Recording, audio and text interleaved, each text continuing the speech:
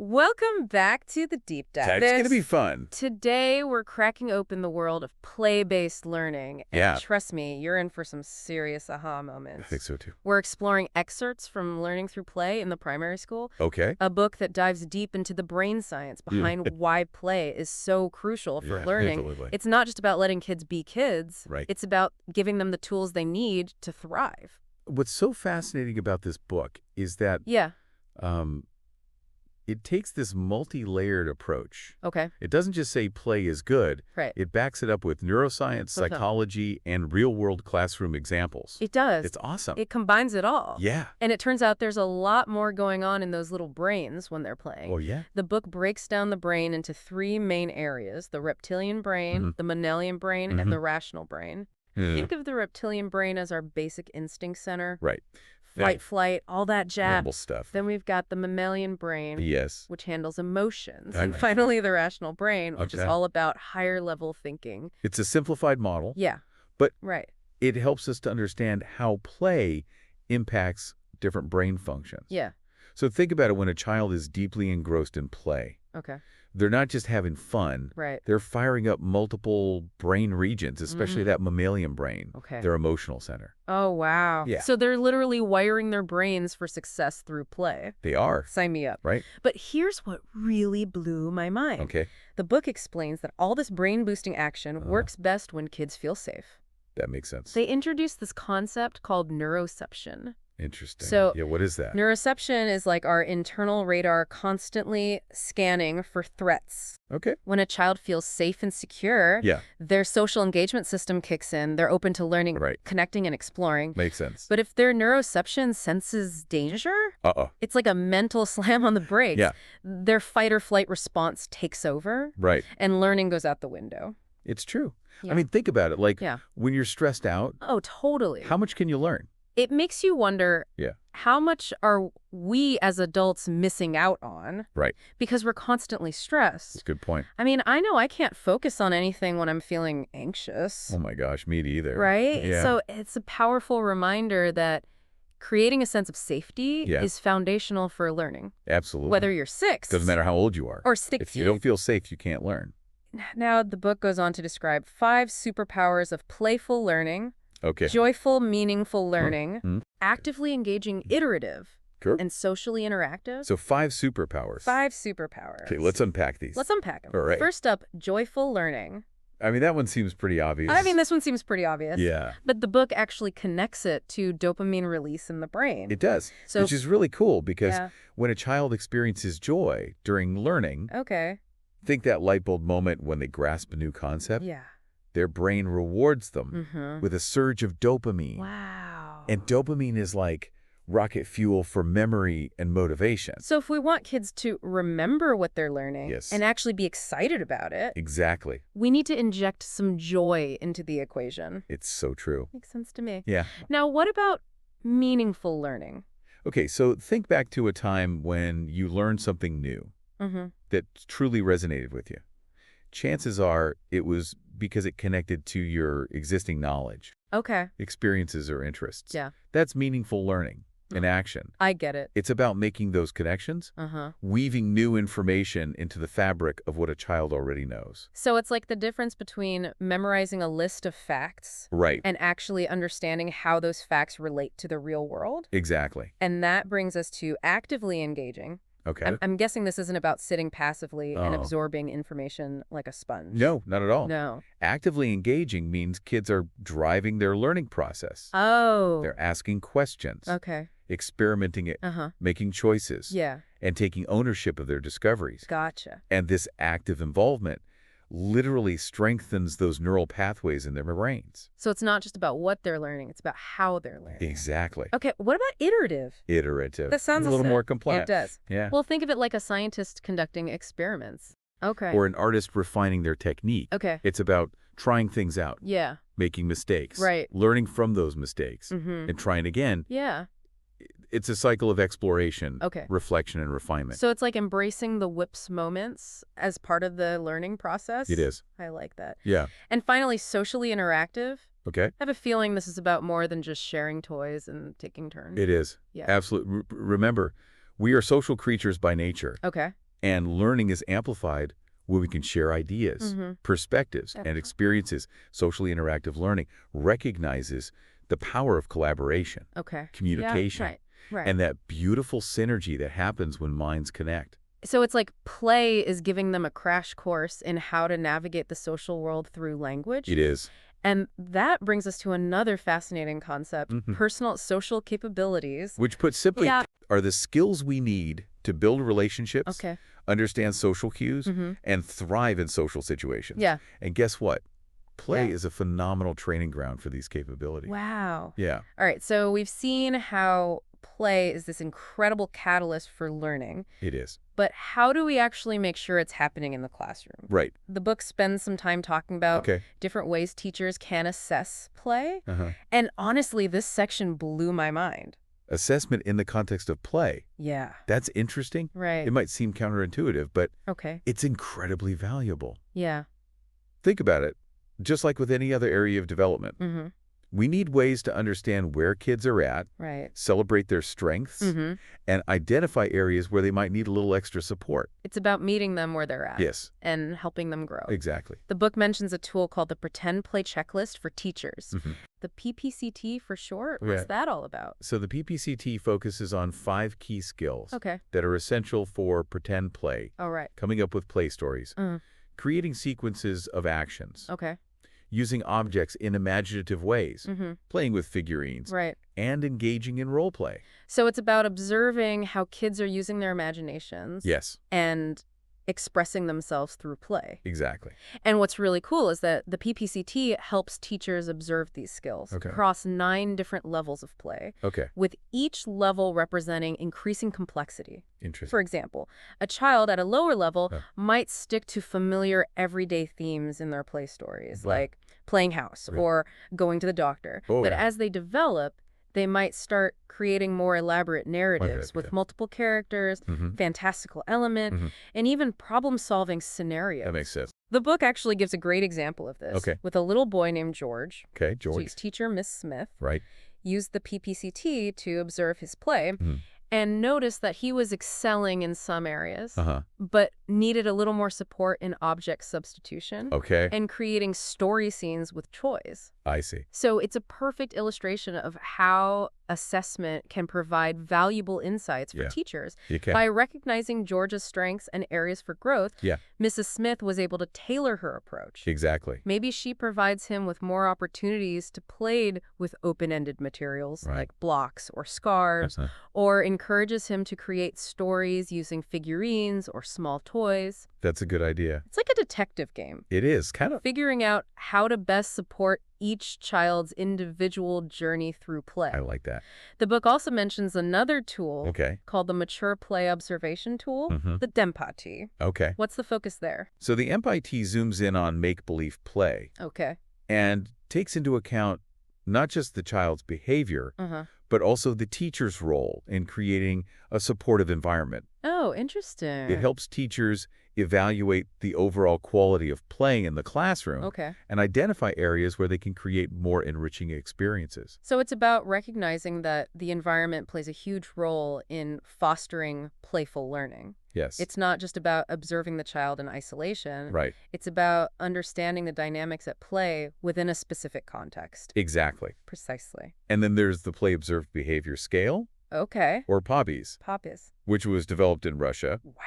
This one looks at a child's tendency to lead play, their ability to follow rules, and their overall play preferences. The book connects this back to Vygotsky's theories about executive function, right? It does. Those higher-level thinking skills that help us plan, organize, and regulate our behavior. So the POMS gives teachers a window into a child's cognitive flexibility, working memory, and inhibition skill that are essential for success in all areas of life. They are.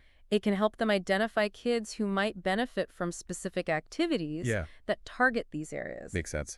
Now, this next assessment framework is particularly fascinating. What's that? The milestones of engagement, developed by the team at Learning Seeds. All right. What makes this one so special? Well, it shifts the focus from simply labeling a child as engaged or disengaged to actually understanding how they're engaging in a group setting. During exploration or open-ended play, it breaks down engagement into 8 different areas. Wow. Ranging from exploring objects and sensory experiences to participating in interactive pretend play. So it acknowledges that engagement isn't a one-size-fits-all concept. It isn't. It's a spectrum. It is. And kids can move fluidly between different levels, depending on their interests, the social dynamics of the group, and even their mood that day. Absolutely. And here's the beauty of it. The milestones of engagement provides teachers with a framework for not just observing, but also supporting children's development toward more complex and interactive forms of play. I like that. The book gives a really heartwarming example of this in action. Oh, yeah. It describes a little boy, Student J, who Stroop, starts out swinging on his belly next to a pier, but they're not interacting at all. Oh, I remember this one. You do? Yeah. It's amazing to see how a simple shift in the adult's approach can completely transform the dynamic. Right. So the adult uses a technique called group language creates group connections. And simply says, the pilots are flying. Pilots, where are you 2 pilots going? And suddenly there's a spark. There is. The 2 children make eye contact, share smiles, and start glancing at each other. Awesome. It's like a little seed of connection has been planted. Yes. And as the swings slow down, the adult keeps the momentum going with another technique called unison triggers. She prompts them to count 3, 2, 1, takeoff. Nice. And they start swinging in sync again, laughing and looking at each other. That's great. Then she introduces the problem into the play turbulence. Oh, no. Which encourages them to collaborate and find a solution together. And just like that, they've gone from parallel play to interactive pretend play. Wow. All thanks to some subtle scaffolding from the adult. That's so cool. The milestones of engagement really empowers teachers to observe those subtle shifts in engagement and support children's social and emotional learning through play. It's a beautiful thing to witness. It is. Now, the book also talks about the Penn Interactive Peer Play Scale. The PIPPAS. This one is a teacher rating scale. That looks specifically at peer play behaviors. So it's about understanding how children interacting with each other during free play. Exactly. So it looks at 3 dimensions, play interaction, play disruption, and play disconnection. It helps teachers get a more holistic picture of a child's social behavior in the context of play. And the book mentions that there's actually some interesting research connecting the PPS to pretend play abilities. It does. That's right. Studies have found that children who have difficulty with object substitution, using one object to represent another, are more likely to be rated as socially disruptive by their teachers. Oh, wow. So there seems to be a link between a child's ability to engage in imaginative play and their social competence. That's what the research suggests. And on the flip side, children who can initiate those elaborate pretend play sequences and easily substitute objects are often seen as more socially interactive. It makes sense when you think about it. It does. Pretend play requires so many of those essential social skills. Like negotiating, compromising, problem solving, and reading social cues. It's like a training ground for navigating the complexities of human relationships. Absolutely. And the book really emphasizes that assessment shouldn't just be about ticking boxes on a form. It should inform our teaching practices. It's about using those observations to create a more supportive and engaging learning environment for every child. I agree. So it's about constantly reflecting, adjusting, and fine-tuning our approach based on what we're seeing. Exactly. The book mentions that video recordings of children's play can be incredibly valuable for stimulating discussions and even moderating assessment scores. Interesting. I'm thinking back to that example of David and Monique. The 2 teachers who were observing Emmanuel during pretend supermarket play, they initially scored him differently on the PPCT for object substitution. They did? Yeah, David scored him higher. Noticing how Emmanuel used various objects to represent groceries. But Monique gave him a lower score because she mainly saw him using one box for multiple purposes. I see. But by watching the video together and discussing their observations, they gained a deeper understanding of Emmanuel's play and arrived at a more accurate assessment. That's a good idea. It highlights the power of collaboration and ongoing reflection. It does. In the assessment process. It's about recognizing that we all bring our own biases and perspectives to the table. Yeah. And open dialogue can help us see things more clearly. Absolutely. Now, beyond these specific assessment tools, the book also offers some fantastic practical tips for creating a classroom environment where play can truly flourish. I like that. I'm particularly drawn to the emphasis on safety and support. Creating a sense of safety is paramount. It is. When children feel secure and supported, their brains are free to explore, create, and learn without fear of judgment or failure. It's like creating a space where they can let their imaginations run wild and truly be themselves. I love that. The book suggests things like clear and predictable routines, offering students choices and opportunities to lead activities and incorporating playful activities, like singing familiar songs, gentle touch or massage, drumming, and rhythm games. Those are fantastic examples. Yeah. And it's important to remember that some children might need more support than others. Right. Especially those who have experienced trauma or challenging life circumstances. Trauma can actually impact brain development. Wow. And make it harder for them to regulate their emotions. Focus, and engage in learning. It's a powerful reminder to approach each child with sensitivity, compassion, and flexibility. Meeting their individual needs is paramount. Absolutely. The book offers valuable insights for working with children who might be struggling with big emotions or challenging behaviors. That's important. It's about acknowledging their feelings, communicating clear limits, and helping them find more appropriate ways to express themselves. So it's all about creating a classroom environment that feels like a safe haven. Yeah. A place where every child feels seen, heard, and supported. That's beautiful. And that's where the magic of play can truly unfold. I love that.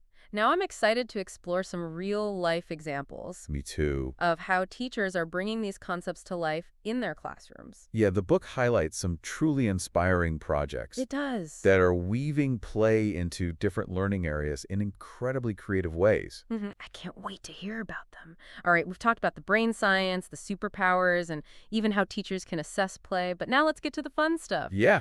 The real-world magic that happens when play takes center stage in the classroom. I love this part.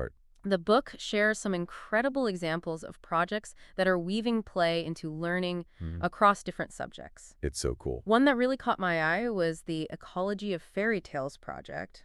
Developed for a Year 1 classroom. Year 1. I mean, who doesn't love a good fairy tale? Everyone loves a fairy tale. Right. Yeah. But this project goes way beyond simply reading classic stories. Oh, really? The teacher, Claire Lay, created a storyboard in the form of a two-story tree. Oh, wow. Get it? I get it. With the roots representing traditional fairy tales.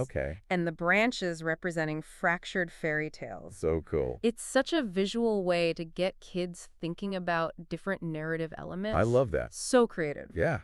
The students use this storyboard to explore characters, settings, problems, and resolutions.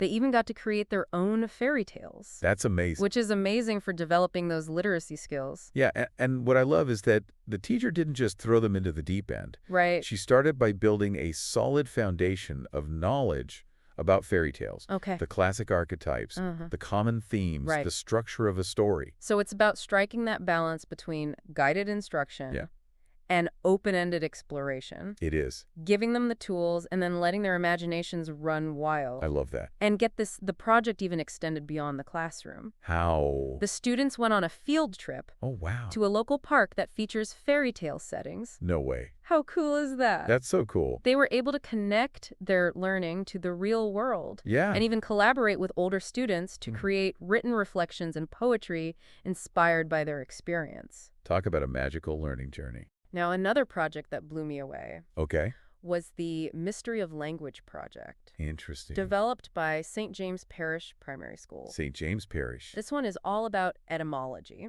Okay. The history of words. The history word. And it sounds like a total last. I bet. It's like a historical detective story. But with words as the clues. That's fun. The students create timelines, maps. And even engage in pretend play scenarios to trace the evolution of language. Wow. Imagine them acting out the origins of words like night.